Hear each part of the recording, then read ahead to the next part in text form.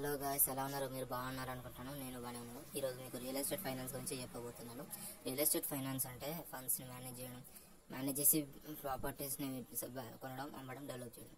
దీంట్లో personal institution finance రెండు involve అయి ఉంటాయి. దీని మెయిన్ గోల్ ఏంటంటే ప్రాపర్టీ ఇన్వెస్ట్మెంట్ డెవలప్మెంట్ ప్రొవైడ్ చేయడం.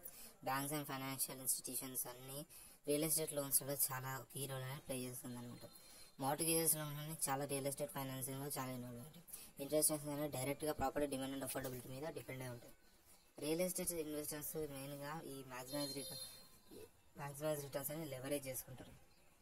ఈ డెసిషన్స్ ఫైనాన్సింగ్ చేయడం మెయిన్గా credit worthiness and property value మీద డిపెండ్ అయి ఉంటుంది. డెవలపర్స్ అందరూ ఫండ్ కన్స్ట్రక్షన్తో పాటు ప్రాజెక్ట్ ఫైనాన్సింగ్ కూడా చేస్తారు. ఇన్వెస్టర్స్ క్యాష్ ఫ్లోని ఒక లాంగ్ టర్మ్ ప్రాఫిటబుల్గా మార్చుకుంటారు. రిస్క్ మేనేజ్మెంట్ అనేది రియల్ ఎస్టేట్ ఫైనాన్స్లో చాలా crucial part. Government policies, tax incentives అన్ని ఈ ఫైనాన్షియల్ ఆప్షన్స్ని స్పెషల్గా కేర్ తీసుకుంటాయి. మెయిన్గా real estate investment trust, REITs ఇవన్నీ ఇన్వెస్ట్ చేయడానికి డైరెక్ట్ వేస్ అనమాట. ఈక్విటీ ఫైనాన్సింగ్ అలౌస్, అంటే ఈక్విటీ ఫైనాన్స్ అనేది ఇన్వెస్టర్స్ని వాళ్ళ ఓనర్షిప్ ప్రాజెక్ట్స్ మీద డైరెక్ట్గా ఓనర్స్ ప్రాజెక్ట్స్ మీద డైరెక్ట్ ఇన్వెస్ట్ చేసి ఆ ఓనర్షిప్ తీసుకునేలా చేసుకుంటారు. డెప్ట్ ఫైనాన్సింగ్లో రీపేమెంట్ టర్మ్స్తో పాటు క్యాపిటల్ బారోయింగ్ కూడా చేసుకుంటారు.